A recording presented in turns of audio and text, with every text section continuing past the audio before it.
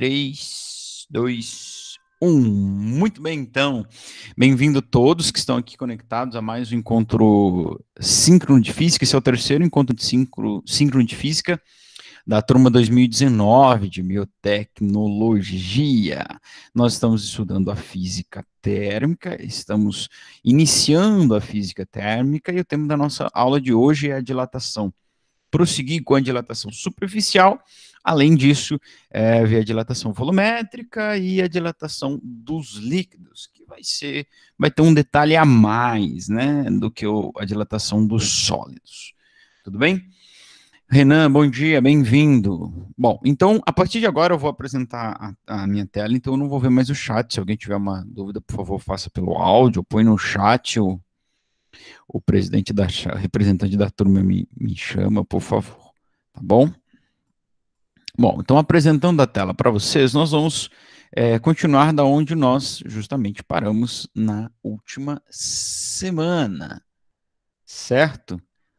Então nós terminamos a aula da semana passada fazendo o exercício do detetor, lá o detector que via 5.000 estrelas e tal, o número 2. Então nós vamos hoje, adivinha, começar com o número 3, né? Como eu tenho dito nessas aulas de dilatação, eu tenho dado uma ênfase um pouco maior na parte da resolução de exercício. Então, na tela já está aí para vocês, acho que vocês estão vendo, se não estiverem, vocês me avisem, se estiver vendo, não precisa avisar, tá bom? Um exercício da Federal do Sergipe, que ele vai falar assim, uma chapa retangular de zinco de dimensões 80 centímetros por 25 centímetros sofre uma elevação uniforme de 45 graus em sua temperatura. A gente vai ter que pensar um pouquinho para responder esse exercício. Sabe que sob a pressão de uma atmosfera, os pontos de fusão do gelo e de ebulição da água correspondem a 32 e 212 graus Fahrenheit. Eu não me lembro o que eu falei aqui, mas ele sofre uma elevação de 45 graus Fahrenheit em sua temperatura. Respectivamente, que coeficiente de dilatação linear, vamos pintar aqui, ó, é linear do zinco, é 25 vezes 10 na menos 6 graus Celsius a menos 1. Neste aquecimento, o aumento da área da chapa é... Bom, lembra que eu sempre digo, né? Então, vamos organizar nossas ideias. Nós vamos ler novamente, vamos extrair as informações. Uma primeira coisa que eu vou marcar aqui, ó, é que o que ele quer? Se ele quer o aumento da área, o que ele quer é o delta A. Ok? Isso que ele quer. Se ele quer o delta A, eu preciso do A0, eu preciso do beta e eu preciso do delta T. O beta ele me deu, na verdade não, ele me deu o alfa, né, ó. Coeficiente de dilatação linear, por isso que eu destaquei o linear. Então eu tenho o alfa. Alfa é 25 vezes 10 na menos 6 graus Celsius a menos 1. Tudo bem? E o A0, ele não me deu, mas ele deu as dimensões, eu posso calcular. A0 é simplesmente 80 vezes 25. Tudo isso em centímetros quadrados. E a variação de temperatura que ele me deu é de 45 graus Fahrenheit. Tá? Então, antes da gente começar o exercício, a gente vai ter que discutir como é que eu vou utilizar essa temperatura aqui. Talvez um aluno mais espertinho aí já tenha falado, professor, vamos converter esta variação para Fahrenheit, usando a equação de conversão da equação de Fahrenheit, né?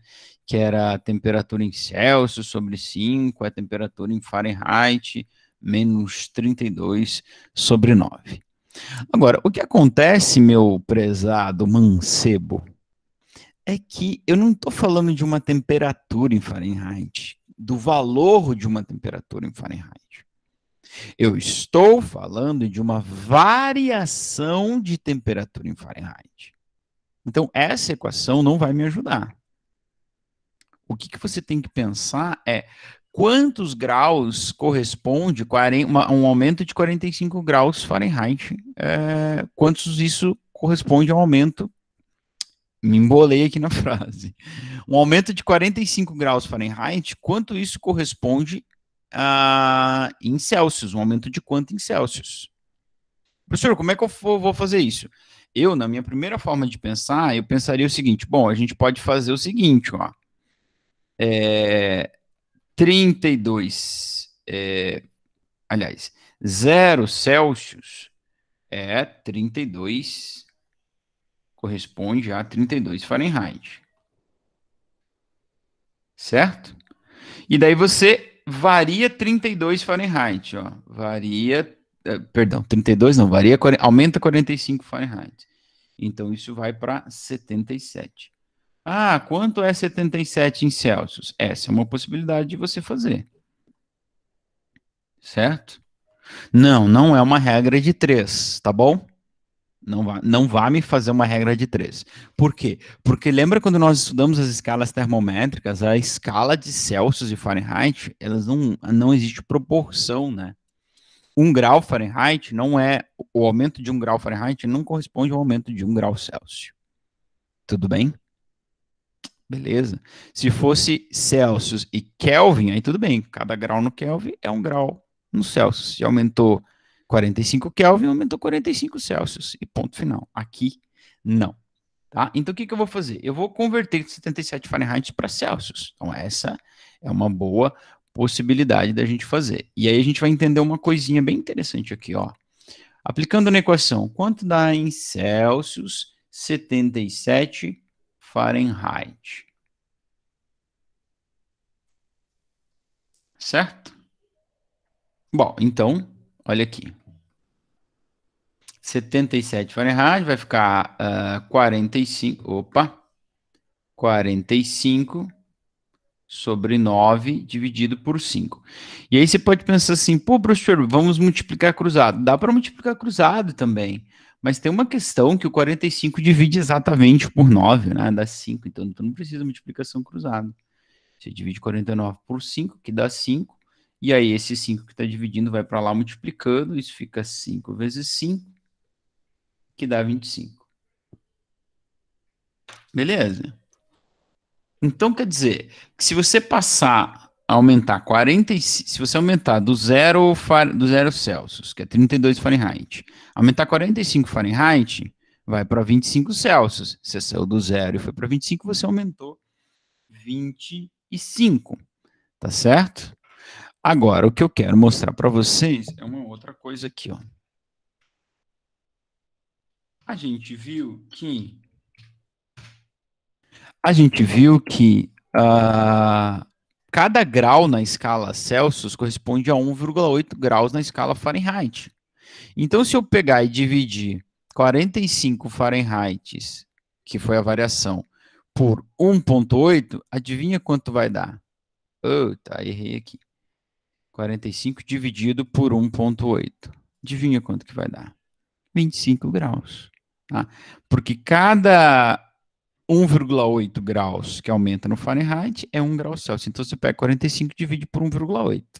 Tá? Então, seria uma outra forma mais rápida de você fazer. Agora, como eu sempre digo, né? O que tu tem que... Qual tu vai fazer? Tu tem que saber o que você está fazendo. Esse é o mais importante, né? Como tu vai fazer, eu já não sei. Tá bom? Bom, eu vou para o próximo slide. Ficou um pouco bagunçado aqui. Peço desculpas aos senhores e senhoras, e senhoritas, e afins, e enfim. Lembra que ele quer o AV, o delta... Perdão, é o delta A, gente. Ele quer o delta A, a variação da área. A 0 é 80 vezes 25, que a gente ainda nem multiplicou. E agora a gente sabe que a variação da temperatura é 25 Celsius, ou 45 Fahrenheit. Bom, mas professor, por que a gente não pode usar o 25 Fahrenheit? Porque o beta, que é 2 alfa, ele vai ser, ó, quem é o alfa que foi me dado? Ele é 25 vezes 10 na menos 6 graus Celsius a menos 1, e não graus Fahrenheit a menos 1. Tá certo? Por isso que eu tenho que fazer toda essa história, todo esse tempo que eu gastei para fazer a conversão de Fahrenheit para Celsius. Conversão da variação, tá? De Fahrenheit para Celsius. Porque o alfa é por graus Fahrenheit, por graus Celsius. tá bom? Então, é isso que eu vou usar na equação, a variação em Celsius, porque o beta vai estar em Celsius. Quem é o beta? Lembra da aula da semana passada? 2 vezes alfa, então vai ficar 2 vezes 25 vezes 10 dá menos 6. Claro, o beta, o pessoal já fez essa conta aí de cabeça, né? O beta dá 50. Beleza, então agora eu tenho tudo que eu preciso. Que bom, né? Quando a gente tem tudo que precisa, não é bom? É, né? E agora é só jogar na equação da dilatação superficial. Delta A igual a 0 vezes beta vezes delta T. Opa. Então, o delta A vai ser... Quem é o A0? Ah, professor, o senhor não multiplicou. Eu posso multiplicar antes a área ou posso multiplicar dentro da equação, né? Tá? Isso não vai fazer diferença nenhuma. Vamos multiplicar antes, que é melhor. Que a gente vai fazendo para a nossa organização aqui, é melhor. Quanto é 80 vezes 25? 80 vezes 20 daria 1.600. Então, daí você vai pegar 1.600, dá 2.000. Porque 5 vezes 80 dá 400. Então, isso dá 2.000. Se eu tiver errado, aí o Samuel vai me avisar. Então, o A0 dá 2.000. O beta dá 50. Não vai me pôr o alfa. Esse é um erro muito comum, gente. A gente colocar o alfa no lugar do beta. Tá? Eu estou fazendo dilatação superficial, então eu tenho que pôr o alfa. Então vamos lá. Delta A é 5. Ó, eu posso aqui só multiplicar o 2 por 50, para ficar mais fácil a conta de vocês. 2 vezes 50, 100. E daí mais 3 zeros. Então isso dá 100.000. Vezes 25 vezes 10 a menos 6. Bom, agora eu posso multiplicar o 1 por 25. Então fica 1 vezes 25, 25. Né? E o vezes 100.000. Então isso dá 2.500.000. Então só repetir os 5 zeros. Vezes 10 a menos 6. E aí, ó, como tá 10 a menos 6, tá dividido por 10 na 6, então eu posso tirar 6 casas decimais aqui, ó. A vírgula não existe, então ela tá aqui. Então você vai andar 6 casas para lá para somar 6 no expoente, tá? Essa casa não conta, tá bom? Tá bom, João? Beleza, Tereza? Essa aqui é onde a vírgula tá. Você vai andar 6. Então é 1, 2, 3, 4, 5, 6. Então fica 2,5 vezes 10 a menos 6 mais 6. Porque eu andei 6 casas. Isso aqui dá 6 mais 6 dá 0. Todo número elevado a 0 é 1.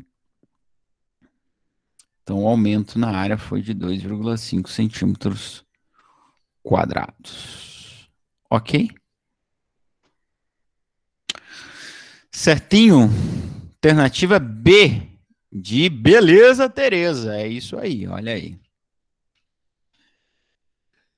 Exercício número 4 da Unisc do Rio Grande do Sul. Esse só não tem cálculo nenhum para fazer.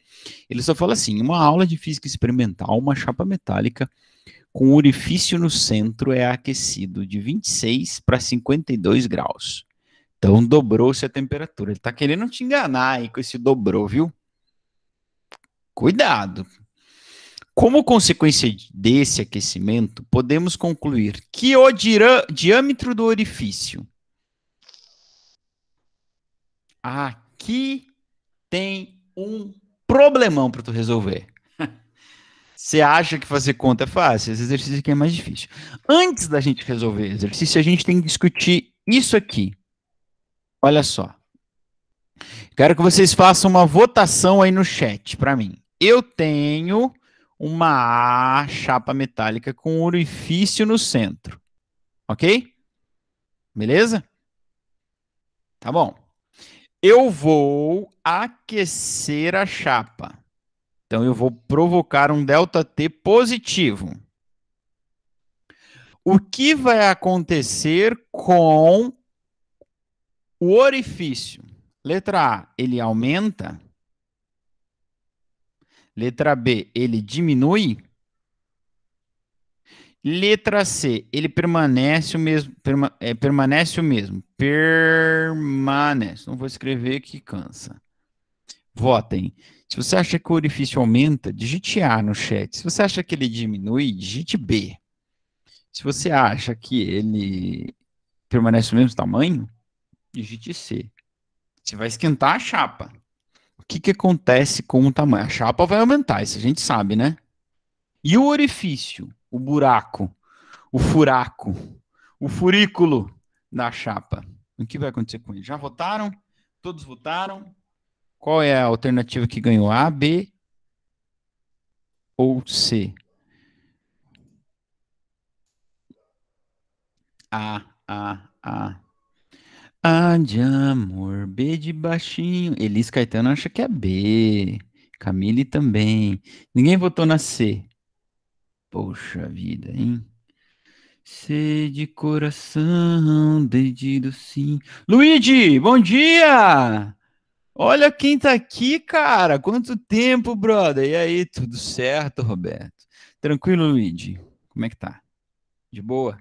Bom, gente, a resposta para a pergunta, a alternativa correta é a letra A. Isso mesmo. Quando eu era criança, eu pensava como algum de vocês. Eu pensava, pô, se a chapa vai crescer, ela vai crescer em todas as direções, né? Então o buraco vai ficar menor, né? Porque a chapa cresce. Não, mas não é isso que acontece, né? Você tem que pensar na dilatação linear. Então, esse comprimento aumenta nesse sentido e esse aumenta nesse sentido, tá certo? Então, o que que acontece? Como eles vão aumentando nos seus sentidos lineares, vai ocorrer um aumento do tamanho do orifício, tá certo? Um aumento do tamanho do orifício. Tá? E digo mais, o mais interessante é o seguinte, que pensa comigo, se não tivesse o orifício aqui, se tivesse a chapa fosse sem orifício, as dimensões aqui, ó, essa região, ela ia crescer para o meio da chapa? Não, né? Ela ia crescer para as extremidades. Então é por isso que o buraco aumenta. E digo mais, o mais interessante é que ele aumenta como se fosse exatamente feito da chapa. A gente pode calcular a dilatação desse orifício. Tá? Suponha que você está lá no exercício e ele fala assim, pô, uma chapa feita de zinco, como está lá no exercício 4, né? Não sei se é do 4 ou se é do 3 o zinco, mas enfim. Ah, e ele tem um orifício central de 2 centímetros de diâmetro. Beleza, diâmetro é 2 centímetros. Você pode calcular a dilatação do orifício como se ele fosse um disco circular de zinco de 2 centímetros de diâmetro. Ele vai dilatar exatamente como a chapa ao seu redor dilata. Porque, na verdade, né, para pensar, Giovana, para pensar. Ô, Giovana, não é o orifício que dilata, não é? É a chapa que está dilatando. Não é o ar que está ali preenchendo, o orifício que está dilatando, não é? É por isso, então, que você pode entender esse orifício, a dilatação desse orifício, exatamente como se ele fosse feito do material da chapa. Tá bom? Beleza? Ha! Mas não é só isso, né? Antes fosse só isso, mas não é só isso. O que que acontece, gente? Ó, eu tenho um orifício no centro da chapa, tá? O que que a gente sabe? A gente sabe que ele vai dobrar a temperatura. Aqui, ó, foi de 26 para 52. Isso não quer dizer que o tamanho da chapa vai dobrar, gente. Tá? Toma cuidado com isso. Porque, pensa comigo, seria muito fácil. Eu tenho aqui, por exemplo, um fio de ouro, ó, de 2 metros de comprimento. Eu aumento 1 grau Celsius dele, ele estava em 0 graus. Eu aumentei 1 grau Celsius, pronto. Eu tenho 4 metros de ouro. Acho que não, né? Ou sei lá, tá a temperatura de 20 e esquentou à tarde e foi para 30. Ou, pô, aumentou 50% a temperatura. Meu fio de ouro agora passa a ter 3 metros. Não é assim. Não é você dobrando a temperatura que você dobra o tamanho. O tamanho final não é diretamente proporcional à temperatura. Quem é diretamente proporcional à temperatura, na verdade, nem é proporcional à temperatura. É diretamente proporcional à variação da temperatura. Isso quer dizer que se você dobrar a variação, você dobra o quanto aumenta. Cuidado. Tá? Porque dá muita vontade de falar que, tipo, dobrou a temperatura, então dobrou o tamanho. Não. Nada a ver. Não é assim. Tá? E a dilatação, o quanto ele aumenta, ele não é proporcional à temperatura, é proporcional à variação da temperatura. O que eu quero dizer? Quero dizer o seguinte, que não é porque tu passou de 26 para 52 que dobrou a dilatação. Não. Aqui tu aumentou quanto? 26 graus. Então, para tu conseguir o dobro de dilatação, tu tem que provocar uma variação na temperatura do dobro. Tá? E não necessariamente dobrar a temperatura. Bom, isso é uma questão, tá bom? Agora tem outra mais complicada ainda, tá? Quando a gente pensa aqui, a gente precisa entender que a gente está falando da dilatação da área, tá? E o diâmetro, ele é uma dilatação linear, né? Ele é uma linha, é uma medida linear de uma extremidade a outra da esfera passando pelo meio. Tá? Então, qual é a relação entre diâmetro e área em um círculo? Quem aí vai lembrar? Como é que eu calculo a área do círculo?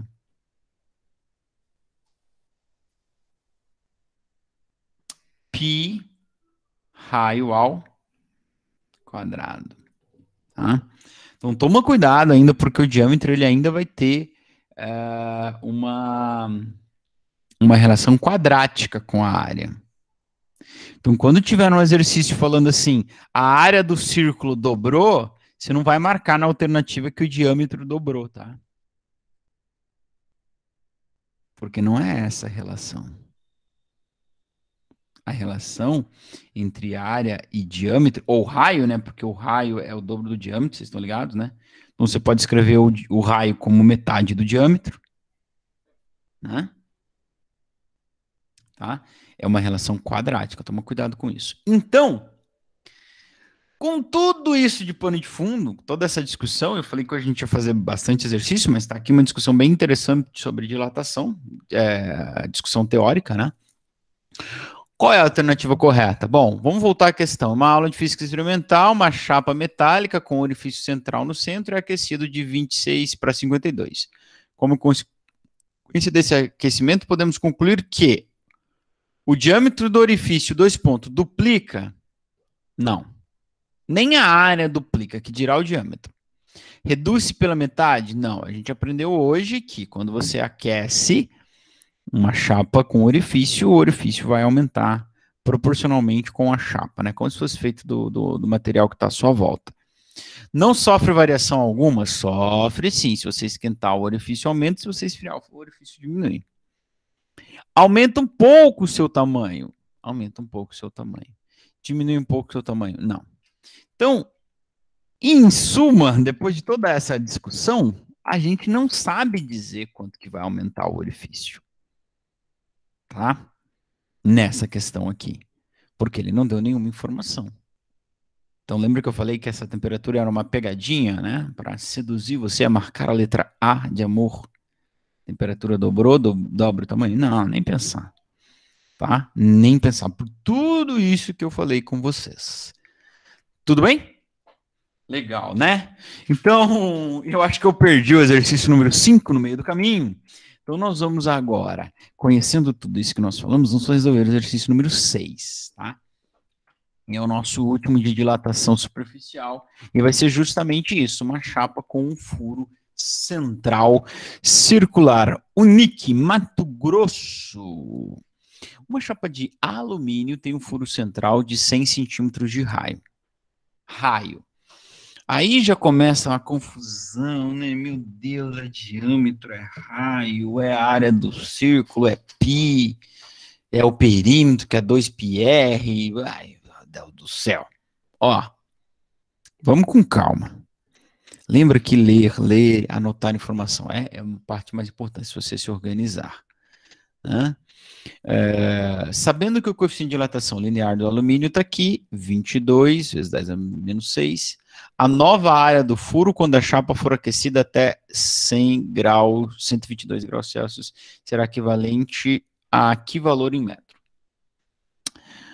Bom, perceba que ele não deu a área, ele deu o raio, certo? Tá? E daí pediu qual é a nova área quando a chapa for para 100 graus. Então, tem duas formas de você fazer isso aqui. Primeiro, você pode calcular a dilatação linear deste raio, achar o novo raio e calcular a nova área do furo quando ele for aquecido para 122 graus. Ou, você pega o raio inicial, calcula a área desse raio e faz a dilatação superficial. As duas possibilidades têm que dar correto. Tem que dar a mesma coisa, não é? Tá certo? Porque quando eu pegar e calcular a nova área, se eu jogar lá na equação da área do círculo, 2πr quadrado, e calcular o raio, tem que dar o aumento proporcional que o raio teve por ser aquecido de 12 a 120 graus. Tá bom?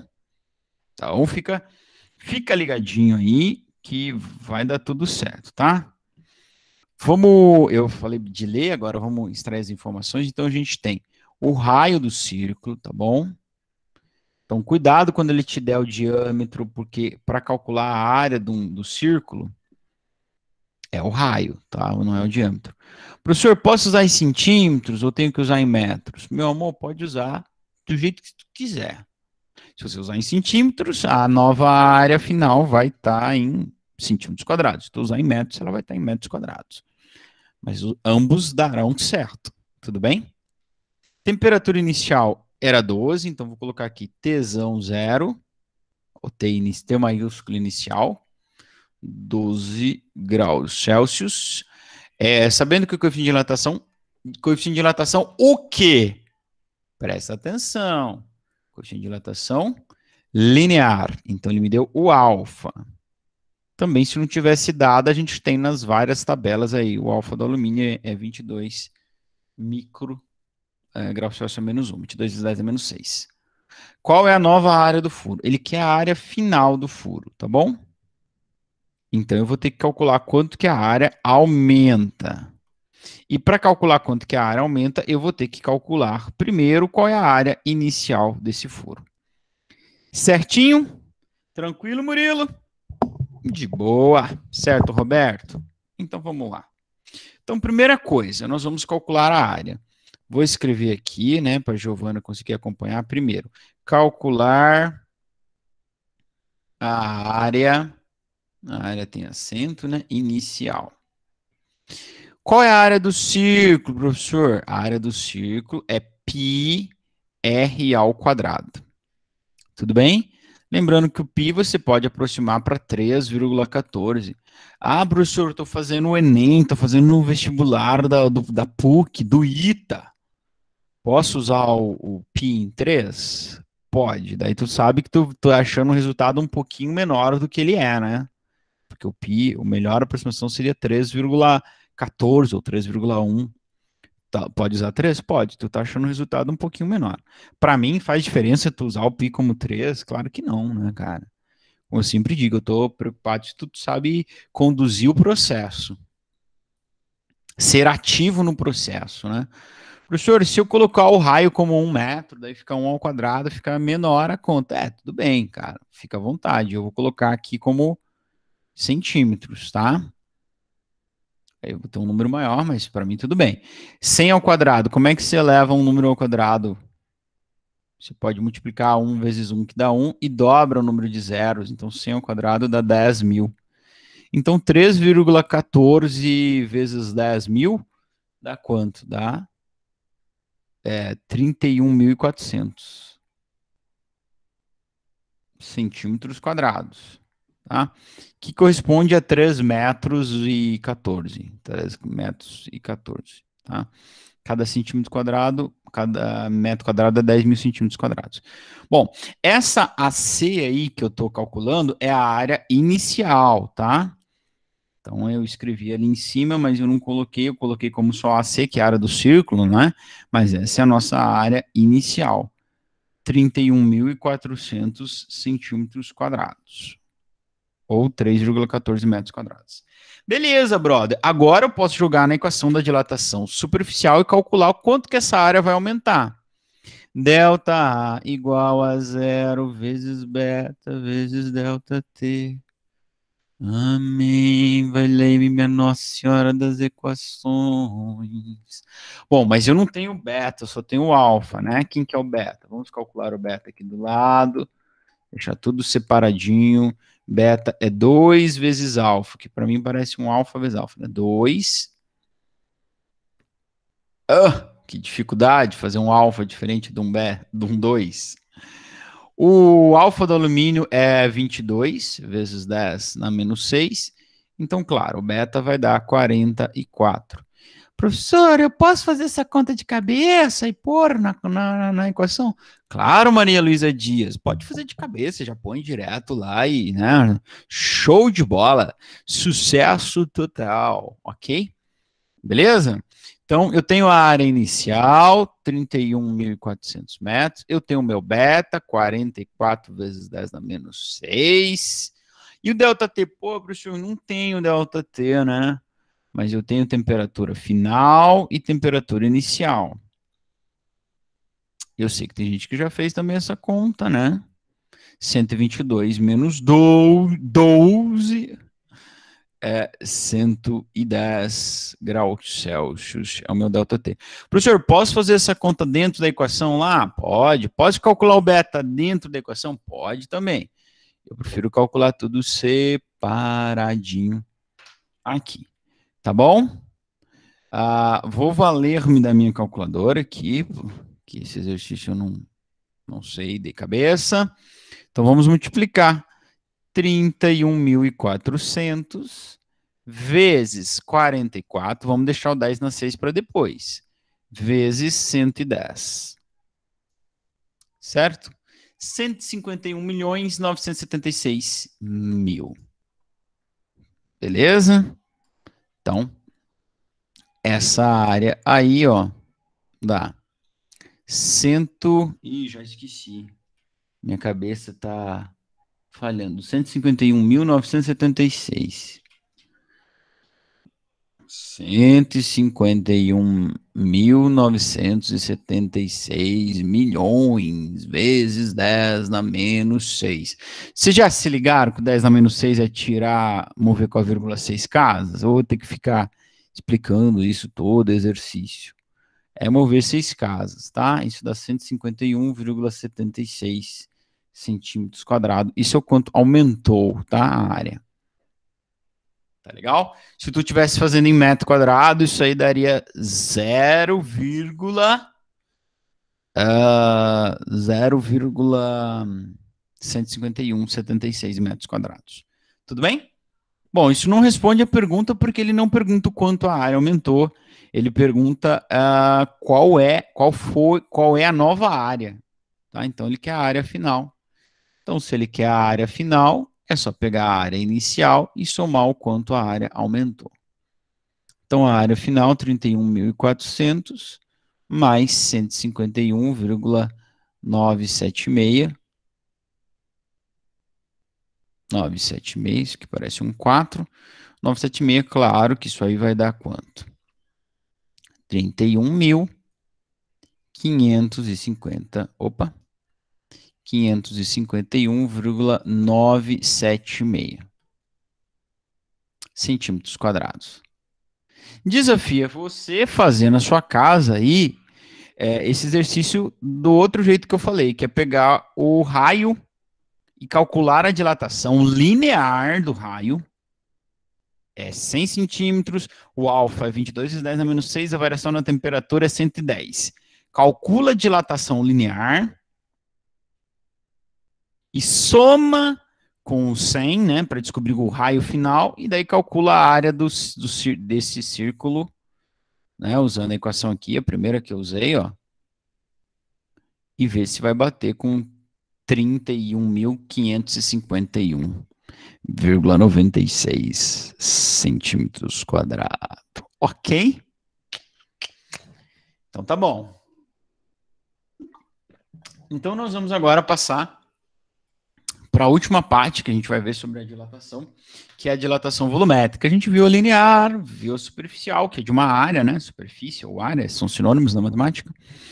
E agora a do volume. Bom, gente, é a mesma coisa, a ideia é a mesma, basicamente a mesma, né? A gente já entendeu na primeira aula porque que a dilatação ocorre e tal. Aqui, se eu tenho um corpo que eu não posso desprezar as 3 dimensões dele, né? Comprimento, largura, profundidade, tá? Então, quando eu aquecer ou quando eu diminuir a temperatura dele, resfriá-lo, ele vai aumentar nas 3 dimensões, então vou ter um aumento do seu volume. Tá? Como é que vai ficar a equação? Vai ficar bem parecida com a equação da dilatação linear, que era ΔL alfa ΔT, bem parecida com a dilatação da área, que é A0 beta ΔT. Na verdade, vai ser dilatação do volume, vai ser o volume zero, o gama ΔT. O gama que é essa letra grega aí, que parece um Y para alguns. Tá bom? Com a diferença, já tinha até adiantado na aula da semana passada, o beta é 2 alfa, o gama é 3 vezes o alfa. Tá? Porque eu tenho 3 dimensões dilatando, largura, profundidade e altura, né? Tá bom? Olha aqui, um exercício interessante que também é... Lembra que eu falei para vocês que é comum aparecer esse tipo de exercício de falando assim, tem um corpo que está preso no outro, tu precisa soltar. Então, olha aqui, daí a Olimpíada Paulista de Física. É muito comum acontecer de quando corpos iguais, são copos, aliás, não são corpos, não, copos. O copo também é um corpo, né? Mas tudo bem. Iguais estão empilhados, colocando-se um dentro do outro.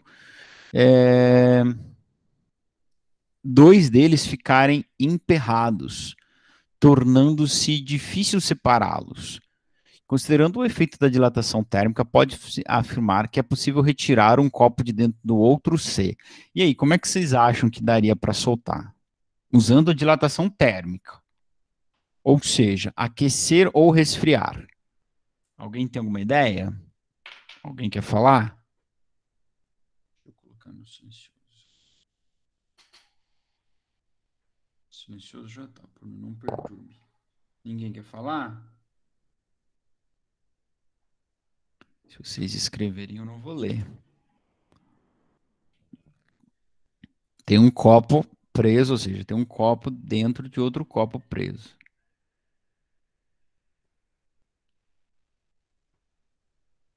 Tá, mas vocês estão aí, né? Vocês estão me ouvindo ainda, né?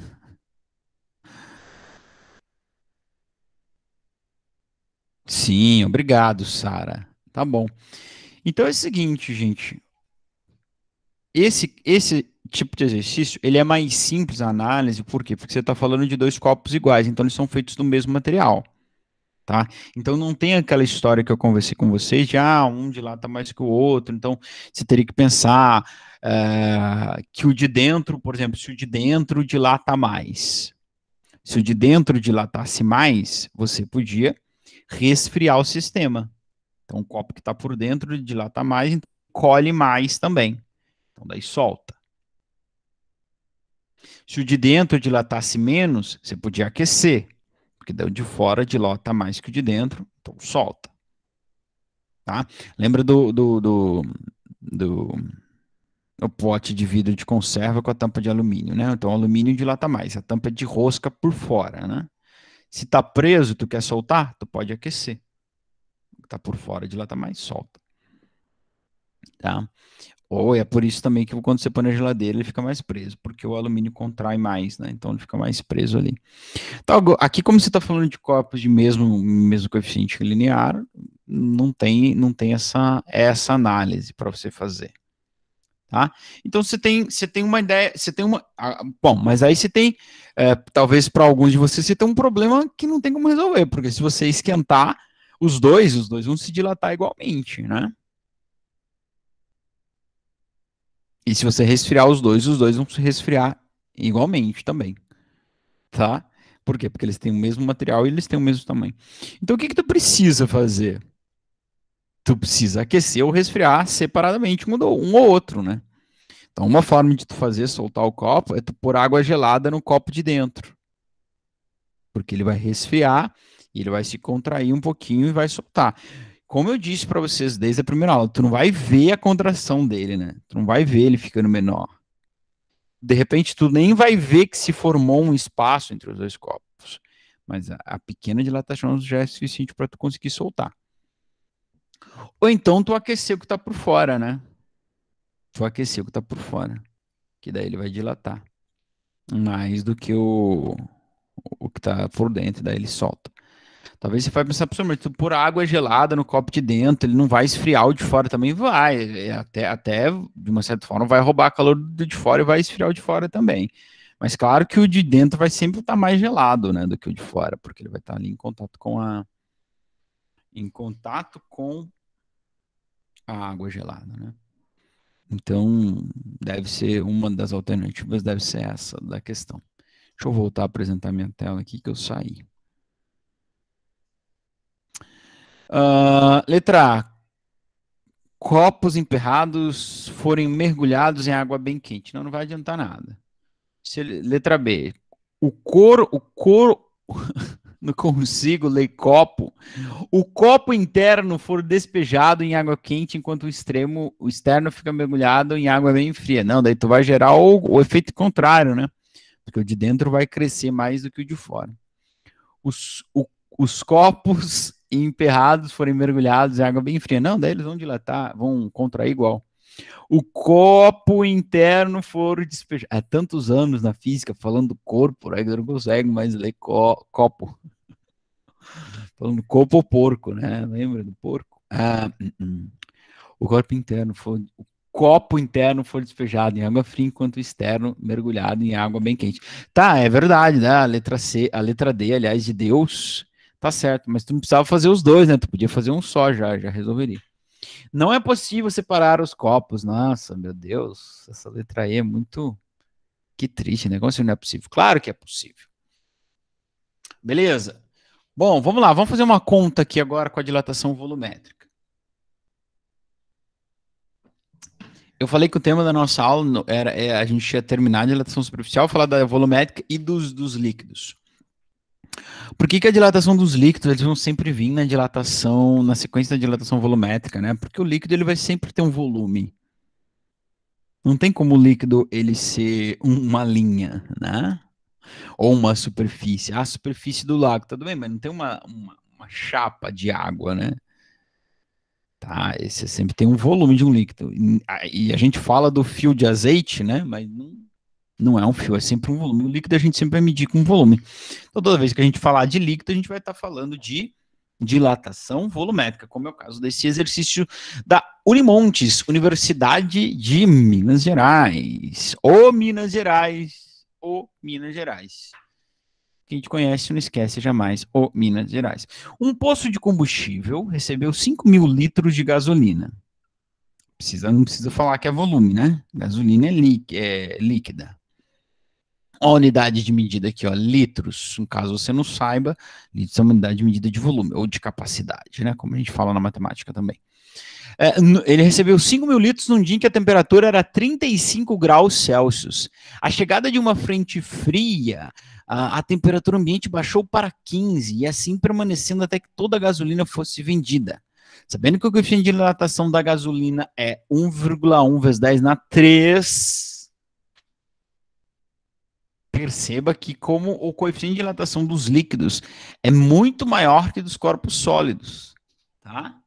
Muito maior. E a gente vai falar disso depois.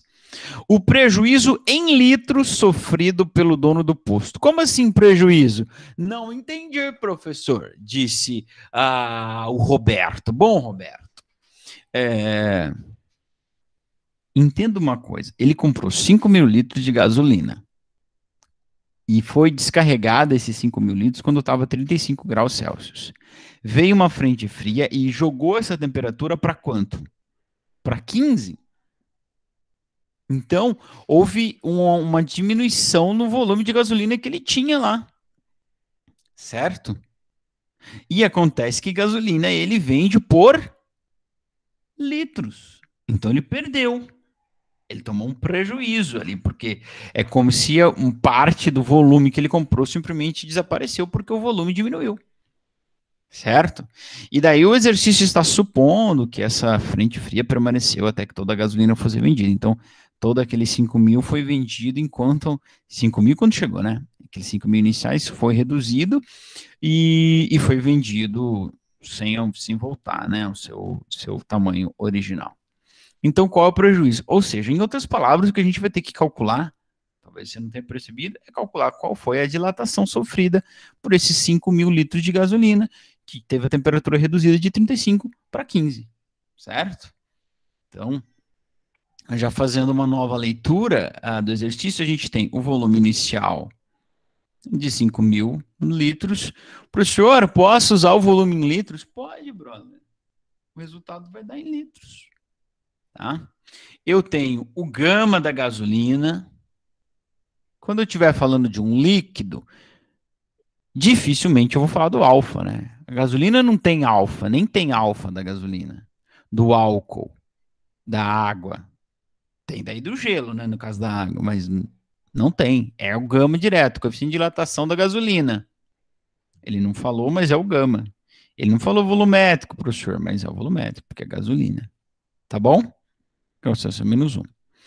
E a temperatura inicial era 35 e a temperatura foi para 15.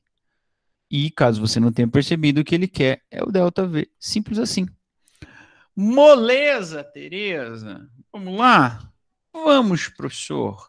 Então, nós vamos usar a equação da variação do volume, da dilatação volumétrica, aliás, né? Tá aí. Eu tenho meu volume inicial, que é 5.000 litros. Eu tenho o meu gama, aliás, que é menos 3. E a minha temperatura, só para ser diferente, vou fazer aqui, né? A temperatura final é 15 e a inicial é 35. Não misture as duas, não inverta as duas, tá bom?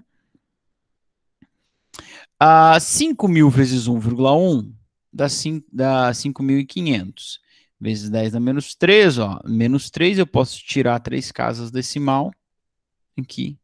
Isso dá 5,5. Certo? Bom, quanto dá 15 menos 35? Não fala que dá 20, porque não dá 20. Dá menos 20. Ok? Então, aqui é o sinal de menos. Então, 5,5 vezes mais com menos dá menos 110 litros. Negativo. Ué, professor, como é que a dilatação é negativa? Oh, meu amor, é porque foi o quanto foi reduzido o volume inicial. Tá? Perceba que a temperatura diminuiu. Então, o volume foi reduzido. É disso que o exercício está falando. Então, é como se o dono do posto tivesse perdido, né? 110 litros. Tá? Então, é um prejuízo que ele tomou. Vamos dizer assim. Tá? Resposta letra B.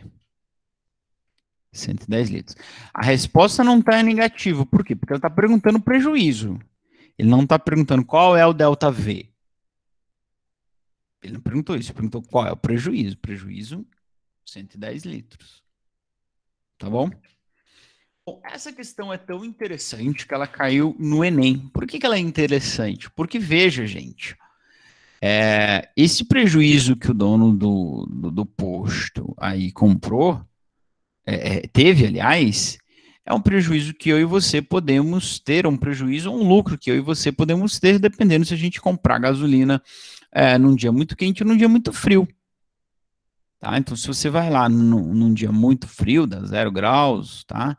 E você compra, sei lá, 40, é claro que quando a gente compra no carro, o volume inicial é muito pequeno, né? Então, o ganho que tu vai ter é muito, muito pouco, tá? Mas, claro, se tu compra gasolina num dia muito frio, quando esquentar, ela vai aumentar de tamanho, então é como se tivesse ganhado. Agora, perceba uma coisa, isso não quer dizer que o teu carro vai andar mais ou menos. Porque o motor, mas o motor consome por litro. É, meu amor, é isso mesmo, ele consome por litro, é assim que a gente mede. Mas o importante para o motor não é a quantidade de volume que tem lá, é a quantidade de energia armazenada. E a energia armazenada está diretamente ligada à quantidade de matéria que tem lá. E você precisa entender de uma vez por toda que quando eu faço dilatação ou contração do volume de alguma coisa, eu não estou interferindo na quantidade de matéria. Então, sabe o que vai acontecer? Então, tu pega 1 litro de gasolina, comprou 1 litro de gasolina, essa frente fria que deu aí tava 4 graus. Aí deu 30 graus. Você tem mais de 1 litro agora. Só que a quantidade de matéria é a mesma. Você tem uma gasolina que ela está mais diluída, ou que ela está menos densa, né? Vamos dizer assim. A quantidade de matéria, a quantidade de energia que ela vai liberar quando for queimada lá no motor do seu carro é a mesma. Tá certo? Isso a gente precisa entender muito bem. Quando eu dilato um corpo, eu não estou interferindo na quantidade de matéria que ele tem, eu só estou espaçando as partículas. E quando eu contraio, eu estou aproximando as partículas. Por isso que ela fica mais densa, né? Então, é claro que quando eu comparo 1 litro de gasolina a 0 graus, ou a um dia que está 4 graus, e 1 litro de gasolina a um dia que está 40, tá? O meu carro vai andar mais com 1 litro de gasolina zero, porque ali tem mais matéria, as partículas estão mais próximas. E perceba que o volume é só uma medida do espaço ocupado, e não da quantidade de matéria ou da quantidade de energia que tem ali. Tá certo? Por isso, inclusive, não é essa a questão do Enem, mas tinha uma outra, acho que é essa aqui, ó. Ela vai propor o seguinte, peraí, agora foi para o exercício 4. Ah, porque a gente está na volumétrica, daí a gente voltou para o zero. Por exemplo, esse exercício 4, ele vai discutir como é que a gente poderia corrigir esse problema. E uma das formas de corrigir esse problema é vender a gasolina por quilo. Porque quilo, sim, é uma unidade de medida de matéria. Tá bom? Bom, vamos voltar para o exercício 3, depois a gente vai para cá. Como vocês podem ver, dá para reconhecer de longe que é um exercício do Enem, porque tem uma redação ali antes de... O que foi, filha? Machucou? Depois o papai vai ver. Bom? Tá bom, depois o papai vai ver. Tem um texto enorme, uma redação. Ele fala assim: durante uma ação de fiscalização posto de combustíveis foi encontrado um mecanismo inusitado para enganar o consumidor durante o inverno. O responsável pelo posto de combustível comprava álcool por 50 centavos o litro, a uma temperatura de 5 graus. Para revender os líquidos ao motorista, ele instalou um mecanismo de bomba de combustível para aquecer para que atinja uma temperatura de 35 graus, sendo o litro do álcool revendido por 1,60. Diariamente, se o posto compra 20 mil litros de álcool a 5 graus e os revende, com relação à situação hipotética descrita no texto, e dado que o coeficiente de dilatação volumétrica do álcool é de 1 vezes 10 a menos 3, desprezando o custo da energia gasta para o aquecimento do combustível, o ganho financeiro pelo dono do posto teria obtido devido ao aquecimento do álcool após uma semana de venda estaria em... Bom, então é claro que, tipo, aqui é um exercício do Enem, tipo assim, a física que tu vai fazer é muito pouco, tu tem que ficar fazendo regra de 3, multiplicação e tal. É isso aí. Tá? Então veja, o que está acontecendo aqui? Ele compra por 50 centavos e vende por 1,60. Tá?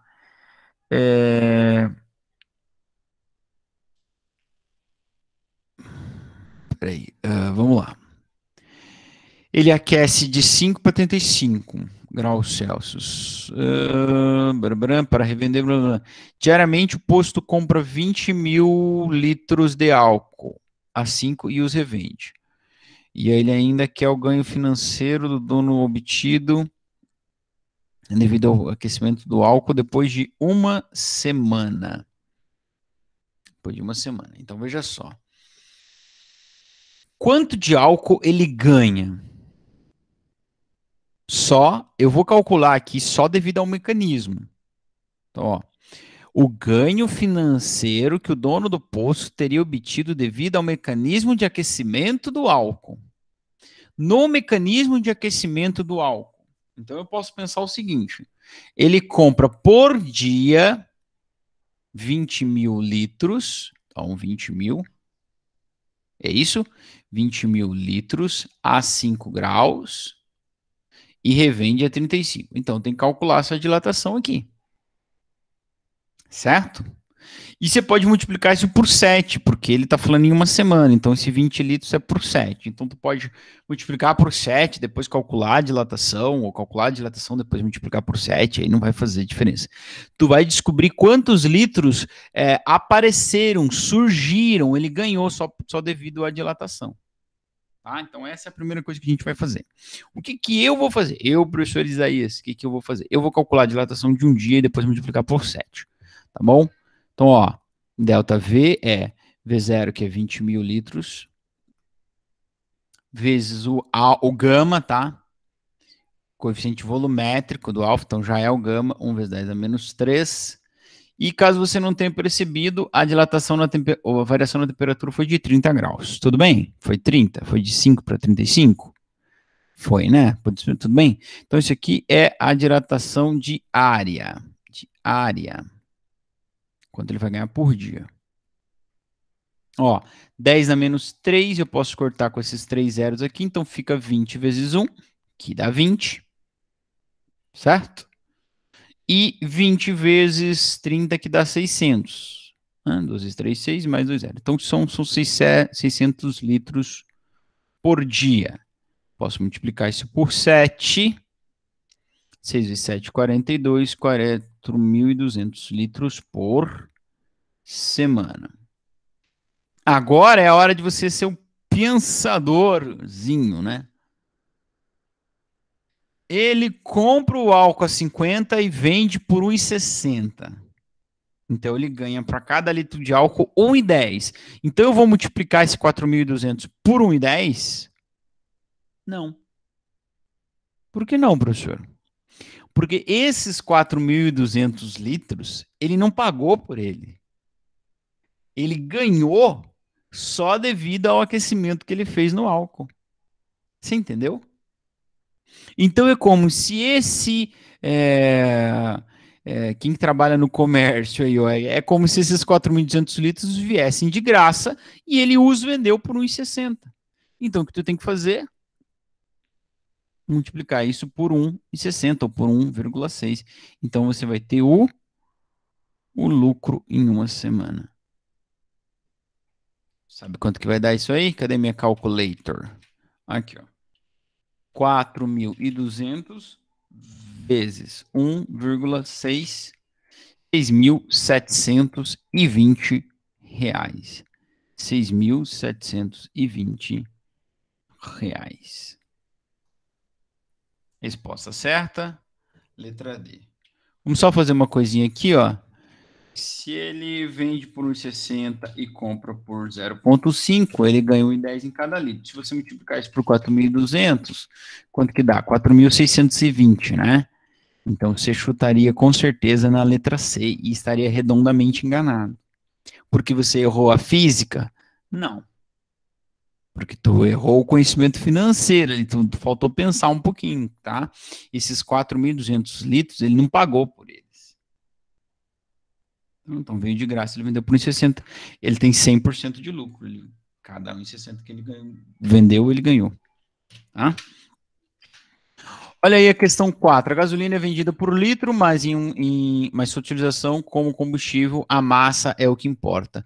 O aumento da temperatura leva a um aumento do volume da gasolina. Para diminuir os efeitos práticos desta variação, os tanques do postos estão aonde? São subterrâneos. É, galera, é por isso, porque aí eles vão ficar menos susceptíveis à variação de temperatura. Espera um pouquinho.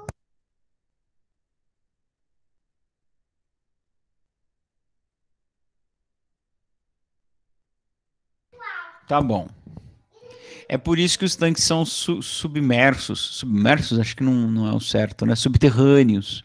Eles ficam menos susceptíveis à variação climática, né? Ao aquecimento e ao resfriamento. Se o tanque não fosse subterrâneo, você levaria vantagem ao abastecer o carro no dia mais quente, na hora mais quente do dia, pois estaria comprando mais massa por litro de combustível. Errado. Na hora mais quente, cada litro tem menos matéria, né? As partículas estão mais espaçadas. 2, abastecendo com a temperatura mais baixa, você estaria comprando mais massa de combustível a cada litro, certo? Se a gasolina fosse vendida por quilo ao invés de por litro, o problema comercial decorrente da dilatação estaria resolvido. Certo, estão os corretos os 2 e 3, letra E de igreja, como diria Carla Pérez. Beleza, gente? Muito bem. Então não fique aí. Não fique aí, aliás. Não saia daí, porque a gente vai falar agora da dilatação. Ih, meu Deus, não está aberto aqui. Da dilatação dos líquidos. Bom, professor, mas nós estamos falando da dilatação dos líquidos até agora. É verdade. Mas quando a gente fala da dilatação dos líquidos, principalmente a gente vai falar deste carinha aqui, ó. Dilatação aparente.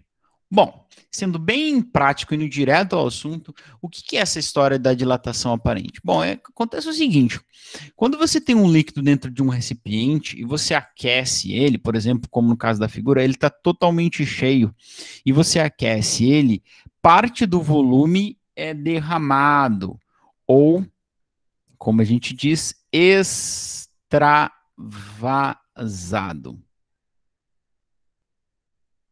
Tá? Extravasado. O que acontece é que isso que derrama, pensa que ele estava completamente cheio até o talo, vamos dizer assim. Você aqueceu. Isso que derramou não é a dilatação real, não é a dilatação real. Por que não? Porque quando você aquece todo esse sistema, ó, você passa de uma temperatura T0,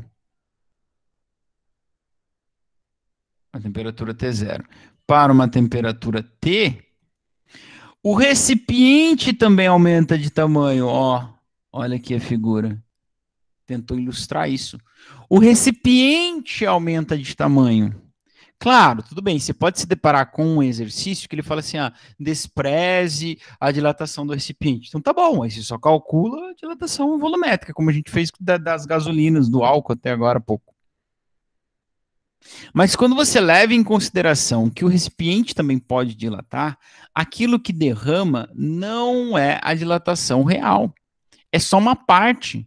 Porque a outra parte ficou dentro do recipiente. Por quê? Porque o recipiente aumentou de tamanho, então agora cabe mais líquido lá dentro do que cabia antes. Lembra que volume é sinônimo de capacidade? Tá? Então, essa dilatação, esse extravasado, isso que cai, que transborda, é a chamada dilatação aparente. Delta V AP, dilatação aparente, tá? Que é só o que derrama. E como é que eu calculo a dilatação real? Bom, perceba que, vamos pegar um exemplo hipotético aqui. Você tem um recipiente que cabe 1.000 litros. 1.000 litros é bastante. Você aqueceu ele e tinha 1.000 litros de água lá dentro. Você aqueceu ele, derramou 200 litros de água. Só que agora, então, esse 200 litros que derramou é a dilatação aparente. Só que agora o recipiente ele não cabe mais só 1.000, ele cabe 1.100. Então, esses 200 que derramou não é toda a dilatação da água. Por quê? Porque como aumentou a capacidade do recipiente em 100 litros, 100 litros ficaram lá presos, vamos dizer assim. Então, a gasolina dilatou 300, que é quanto aumentou o corpo, o recipiente, mais quanto caiu. Essa é a dilatação real. Tá bom? Então, tá aqui uma equação dizendo justamente isso que eu acabei de explicar para vocês. A dilatação real, só um minuto, a dilatação real é a dilatação aparente, o que caiu, o que transbordou. Meu coração transborda de amor. Ai, que lindo. Mas o quanto o volume do frasco ou do recipiente aumentou, porque agora ele cabe mais. Tá certo? Entenderam isso? Só um minuto.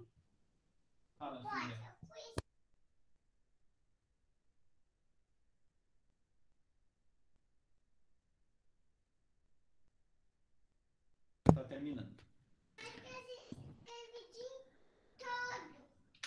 Então, gente, vocês estão me ouvindo aí? Achei que eu tinha deixado o microfone fechado. Então, veja só, o que eu vou ter? Eu vou chegar à conclusão que, ó, aqui está a equação da dilatação. Volume inicial, gama, delta T. Dilatação real é o volume real, aliás, é a dilatação aparente mais o do recipiente, tá? Quem é a dilatação real? É o volume inicial, o gama real, delta T real. Quem é a dilatação aparente? É o volume aparente. É um gama aparente, é um gama fictício, a gente já vai falar dele, mas quanto que aumentou a temperatura. E o do recipiente, o do frasco? É o volume inicial, mais o gama do frasco, mais a variação da temperatura. Tá?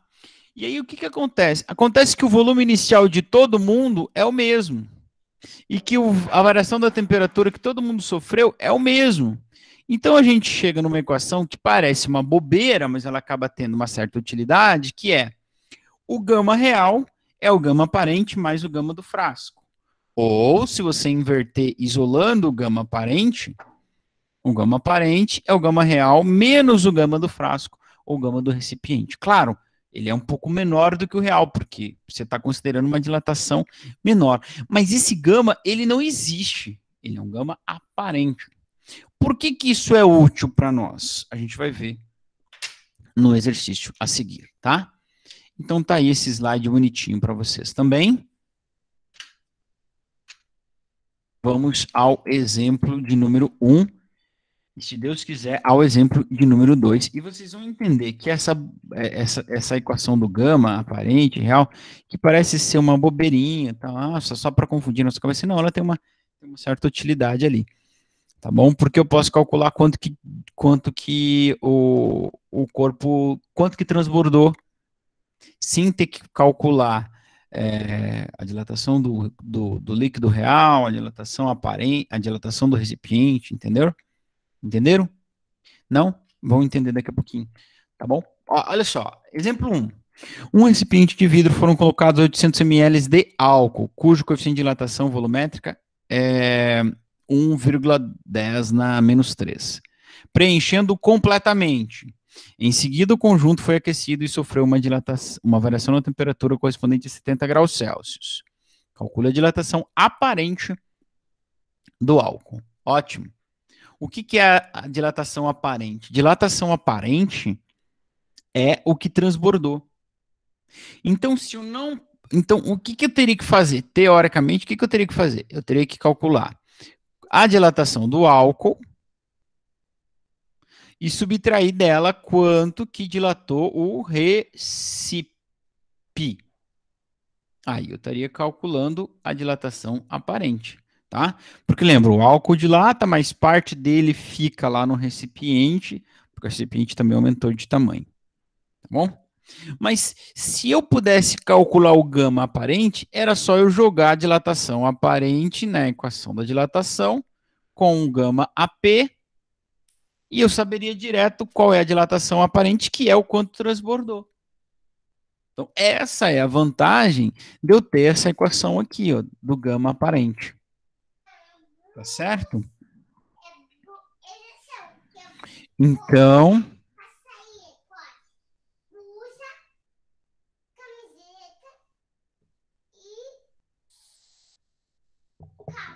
tá.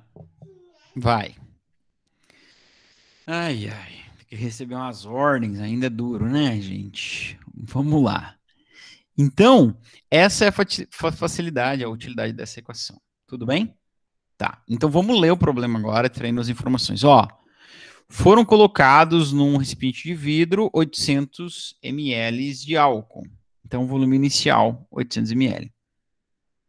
Perceba que preencheu totalmente. Então, qual é o volume do recipiente? 800 também. Claro que eu não vou usar o volume do recipiente, mas é 800. Não vou usar. Em seguida, o conjunto foi aquecido e sofreu uma variação. Estou na fase de extrair informação do problema. Variação. Então, esse 70 graus já é o ΔT. Ele já deu a variação. Só falta o gama para eu calcular o quanto que transbordou, qual é a variação aparente. Calcule a dilatação aparente do álcool, sabendo que o coeficiente de dilatação volumétrica do vidro é 24 vezes 10 na menos 5. Tá? Então é o seguinte, cara. O que a gente está faltando para nós? Eu tenho o gama do vidro, que é 24 vezes 10 na menos 5. E eu tenho o gama, só conferir, ó, gama mesmo, tá? É o gama do vidro. E eu tenho o gama do álcool,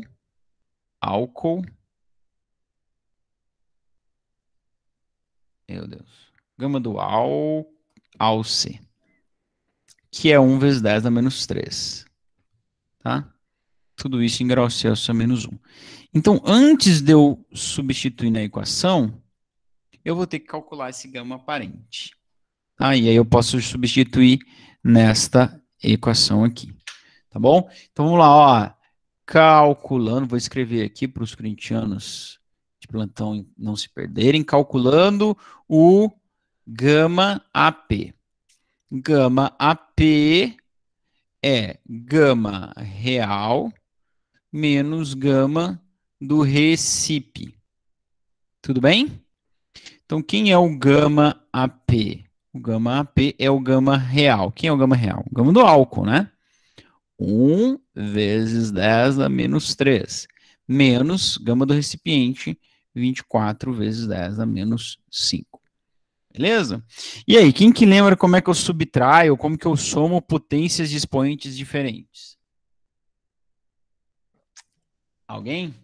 Mantém a base, somos expoentes? Não, isso é na multiplicação.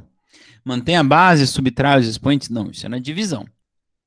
Como que eu somo potências de expoentes, ou subtraio, né, que é a mesma coisa, potências de expoentes diferentes? Resposta, não somo. Não somo. O que eu tenho que fazer? Deixá-los com expoentes iguais. Tá? Então, o que eu posso fazer? Posso pegar a vírgula do 1 e mover duas casas para lá, eu subtraio 2 no expoente e ele fica 10 a menos 5. É uma possibilidade. Ou eu pego esse cara, movo duas casas para cá, aí eu vou somar 2 no expoente, menos 5 mais 2, ele fica menos 3. Tá bom? É isso que eu vou fazer. Então, vou escrever assim, o gama AP é 1 vezes 10 na menos 3, menos 0,24 vezes 10 na menos 3. Ó, movi duas casas para cá, somei 2 no expoente, o expoente estava devendo 5, como eu somei 2, ficou 3. Beleza? E agora, professor, corta o 10 na menos 3. Não faça isso, pelo amor, né? Não guarda, não faça isso. Você coloca em evidência. É uma subtração. 1 menos 0,24, isso dá 0, ai meu Deus, 76, tá? Esse é o nosso gama AP. Essa soma das potências aí, tu poderia deixar ele em qualquer expoente que tu quisesse. Inclusive, tu podia deixar ele em 4, como 10 na 4. Tá? Por exemplo, joga esse para cá, fica 10 na 4, joga esse para cá. Então fica 10 menos 2,6, daria 7,6 vezes 10 na menos 4, que é o mesmo que 0,76 vezes 10 na menos 3. Beleza, Tereza? Bom. Agora é só jogar aqui. Eu vou descobrir qual é a dilatação aparente, porque eu uso o volume inicial, o gama AP e o delta T. Tá bom? Então, o volume inicial, caso vocês não lembrem, era 800 ml. O meu gama é 0,76 vezes 10 na menos 3, e aqui dá 70. Tá legal? Então, fazendo essa multiplicação aí, ó, eu posso escrever esse cara cortando com esse, escrevendo assim, ó, 0,8. 0,8 vezes 0,76 vezes 70. Fazendo essa multiplicação aí, você vai chegar à conclusão que o delta aparente é 42,56 ml. Tá bom? Então, isso é o que derramou, tá certo? Só colocando para vocês aqui, deixa eu ver que horas são. Só colocando para vocês bem rapidinho, ó, se tu fosse fazer a dilatação real,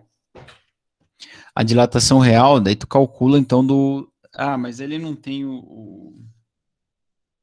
ele tem do vidro sim. Se tu fosse fazer a dilatação real, tu ia pegar o álcool, escrever aqui, ó, dilatação real. 800 ml do álcool, 1 vezes 10 a menos 3, vezes 70. Isso aqui ia dar 56 ml. Tá? E daí, isso aqui é a dilatação real. Tá? E se tu fosse fazer a dilatação do recipiente, tu ia fazer então 800 vezes 24 vezes 10 a menos 5 vezes 70. Tá? Isso aí ia dar 13,44 ml. Então, isso é quanto o recipiente dilatou. E se você fizer 56 menos 13,4, sabe quanto que dá? 42,56. Beleza, gente? Para terminar, 10 horas e 41 minutos em Brasília, AFA. Ele diz o seguinte: um recipiente tem capacidade de 3.000 centímetros cúbicos a 20 graus Celsius e está completamente cheio de um determinado líquido. Ao aquecer o conjunto até 120 graus Celsius, transbordam 27 ml. O coeficiente de dilatação aparente desse líquido em relação ao material de que é feito é... Moleza, gente. Ele só quer o gama aparente. Ele quer o gama aparente. Se você não tem... Ô, filha, não grita. Se você não tem o gama real e não tem o gama do recipiente, como nós tínhamos no exercício anterior, tu não pode fazer isso aqui que nós fizemos para achar o gama aparente, né? Mas o que eu tenho de informação? Olha só, eu tenho o ΔV aparente, que é o que transborda. ΔV aparente é 27 centímetros cúbicos. Eu tenho o V inicial. Tenho o V inicial, que é 3.000 centímetros cúbicos. Eu tenho a temperatura inicial e tem a temperatura final. Ele foi de 20 para 120. Então, já vou colocar aqui direto, só por questão de tempo. Ó. A temperatura aumentou 100 graus Celsius. Então, eu posso calcular o gama aparente. Jogando todo mundo na equação da dilatação volumétrica, jogando a dilatação aparente, e aí eu vou isolar o gama aparente. Tá? Certo? Porque, ó, esse 27 que eu estou usando aqui é o que transborda, então ele é a dilatação aparente. Então, 27, 3.000, vezes o gama, AP, que é o que eu quero, vezes 100, tá? Então, fica assim, 27 é igual a 3.000 vezes 100, é 300 mil, né? Vezes gama AP. Então, agora, cuidado, hein? Cuidado. Teve gente que errou isso aí, ó. O 300 mil está multiplicando a incógnita, então ele vai para o outro lado no denominador. Então fica 27 dividido por 300 mil é igual o gama AP. Se tu vai pôr o gama desse lado, se tu vai pôr o gama desse lado, não faz a menor diferença. Mas é 27 dividido por 3.000, por 300 mil. Tá bom? Gente, então olha, 27 dividido por 3 daria 9, por 30 dá 0,9, por 300, 0,09, então por 300 mil ele vai dar 0, são 5 zeros, né? 1, 2, 3, 4, 5, 1, 2, 3, 4, 5, 9. Esse é o gama aparente. Ou, que a alternativa vai estar com certeza em potência de 10, ó. Para cada casa que eu movo lá, eu faço o quê? Subtraio 1 no expoente, né? Então, eu vou mover 1, 2, 3, 4, 5. Isso é 9 vezes 10 na menos 5 graus Celsius a menos 1. Beleza? A letra B de beleza, Tereza. É isso aí, e nós chegamos ao fim dos exercícios, tá? Na próxima aula nós vamos discutir, eu quero discutir ainda algumas questões sobre dilatação, e também sobre a dilatação anômala da água, que é uma coisa bem interessante. Tá bom? Então é isso, são 10 horas e 45 minutos exatamente. Eu estou encerrando a apresentação, mas fica aí que eu vou, não sai da sala não que eu vou fazer a chamada. Tá bom? A minha chamada é só ler o nome de quem tá aí, então não precisa fazer nada, vocês já estão ligados, né? Então, deixa eu não posso encerrar a gravação. Ana Beatriz Henke, Ana Júlia, Bianca, Bruno, Cauã, Elis, Fernanda Silva, Gabriel Felipe, Gabriel Furlan, Gabriel Girotti, Giovana Kaufmann, João Chaves, Camille, Lavínia Ambrósio, Letícia, Luigi, grande Luigi, Maria Júlia, que não é de Jataizinho. Maria Luísa Abreu, Maria Luísa Dias, Natália Martins, Natan Novo, Otávio, Rafaela de Paula, Rebeca Beck, Rebeca Lima, Rebeca Neve, Renan Santos, Rodrigo Macedo, Samuel Bonito, Sara Lupion, Tainara Gomes, Yasmin Oliveira. Gente, é isso, estou encerrando a gravação. Se alguém tiver alguma dúvida, alguma questão, alguma coisa, fique aí e pode ficar à vontade. Se não, um abraço e até!